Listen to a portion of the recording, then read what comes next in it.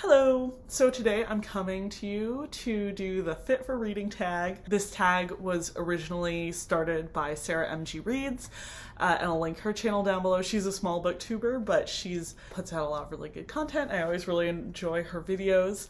And I saw it over on Ross's channel and Brian's channel and a couple other channels. So I was like, let's just join in the party, huh? Although I have not been very good at exercising since the beginning of the pandemic, I did recently exercise my right to vote. Wow. So Tuesday is election day, 2 days from today. If you haven't voted, now is the time to make a plan. You can look up your polling site in 5 minutes and just take a second today to figure out how you're going to get there, when you're going to have time to vote. Because if you don't use it, you lose it. And it in this scenario is our democracy. So that's fun. Anyways, I guess without any further ado, I'm just gonna go ahead and start with the prompts. So the first prompt is name a twisty and turny book that was super fun to read. And for this one, I picked The Fifth Season, which is a fantasy sci-fi dystopian novel type thing. It's the beginning of a trilogy. It won the Hugo Award. If you haven't heard of N.K. Jemisin at this point, get on it. This is actually her only book that I've read, so I really need to reread it and do the rest of the series, I think. But basically, in this book, it's in a world where there are 5 seasons, I guess, and the 5th season is like apocalypse season, where the world sort of closes down and everybody just tries to survive. And by season, it can be like years and years. But in this fantastical world, there's also a class of enslaved people who can manipulate the earth through magic, I guess. So this story follows a couple of different women and their experiences as they make their way through this world. And I don't want to ruin any of the twists and turns, but I think how their stories intersect is really interesting and was to me very surprising. I didn't see it coming, at least. So the second prompt is CrossFit. What was the most intense book you've read? And the most intense book I've read ever is sort of like a high bar. But the only one that really just kept coming back to me was The Paying Guests. And The Paying Guests is about a mother and daughter who own a big house in post-war England. And they come from money and are from the upper class, but they have fallen on hard times. So they decide to rent out part of their house, hence The Paying Guests. But in the middle of the book, it gets very dark, and like this book, I don't know if other people had this reaction to this book. In the last sort of like 50 pages, I literally had to put this book down for a week, because by that point, the dread that I felt was just like so intense. I was just like so sure. Well, I'm not going to spoil the ending. The emotional charge of this book and the dread that I felt was wild. Prompt number 3 is Burpees suck. Name a book you hated. And I don't really like to talk too much about books that I hated on here.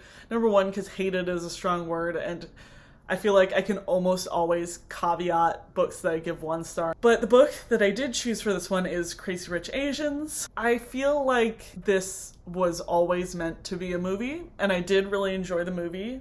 It did not work for me in book form, and I don't really feel bad dissing it, because it definitely feels like punching up. Like, this is a very successful, popular book, so if you like it, I'm sorry, don't be insulted.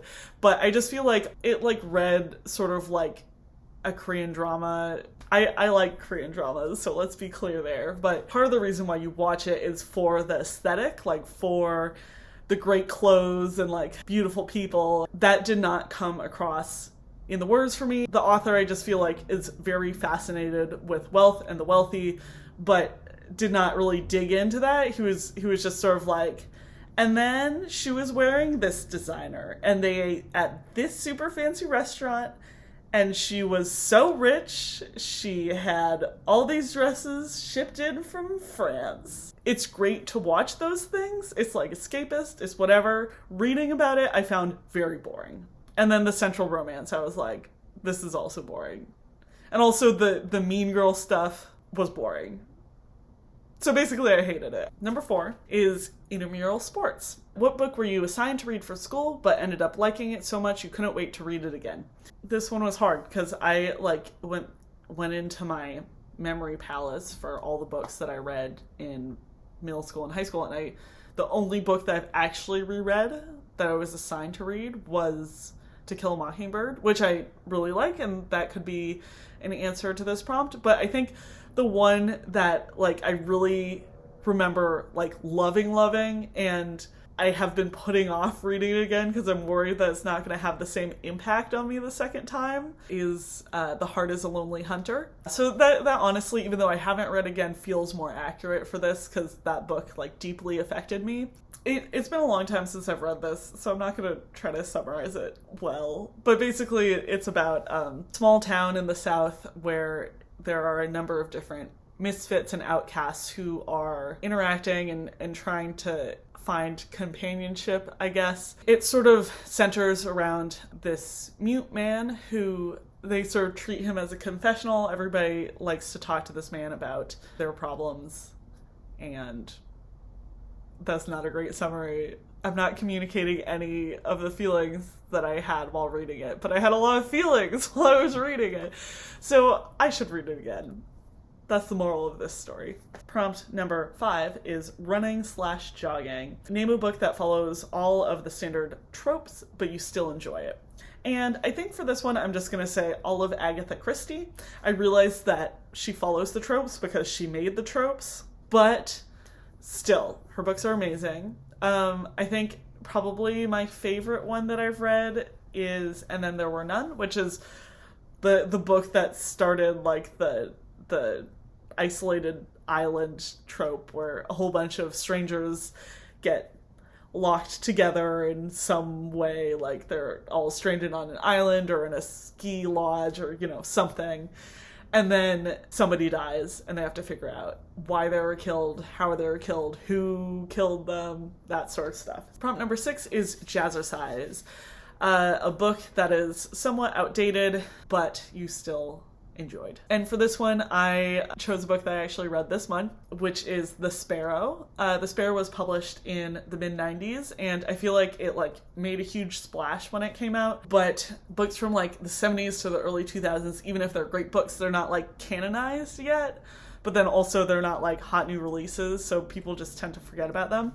Anyways, The Sparrow is basically about a near future Earth where, in the search for extraterrestrial life, NASA picks up on some radio frequency. The Singers, which is alien music from a planet around Alpha Centauri, they hear this alien music, and the Jesuits send out a mission to go meet these aliens and, talk to them. I found the premise really interesting. It's reminiscent of religious history, I guess, while also being sci-fi. It's an interesting mix of faith and science. It's a great found family story also. You love all the characters and the bonds that they make throughout the whole thing. Yeah, so I really enjoyed it, and I recommend you reading it. It's probably not at the top of your to be read list right now because, again, a little outdated. And the last prompt is Trampoline Class. What book do you absolutely love but is underrated? My answer to this prompt is The Collected Schizophrenias by Esme Wang.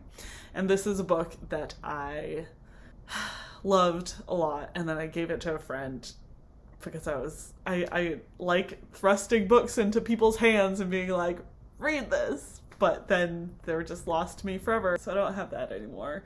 Anyways, this is a collection of essays about Esme's experiences as somebody with schizoaffective disorder. It's sort of my favorite thing, my favorite kind of well-constructed essay collections where there was a lot about her personal experience as somebody who suffers from severe mental health problems, but there was also a lot about how we think about mental disorders in the US and how people with mental health problems are treated. More than any other book I've read or any other experience I've heard of, watched, whatever, This book made me feel what it would be like to be in her situation, to be dealing with like severe mental health problems. Her voice made me feel what it would be like to like live in a world where you can't fully trust your own reality.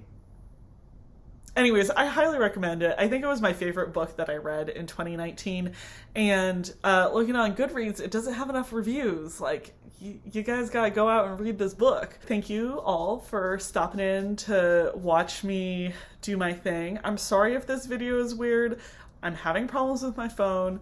I'm using my laptop. It's stacked on many books, and I was very worried the whole time it was gonna fall off. As I said, if you haven't voted yet, please, please, please, just like pause BookTube right now, go to the link below, find your polling station, and figure out when you're gonna go on Tuesday. So, with that being said, thanks for watching. I'll see you next week.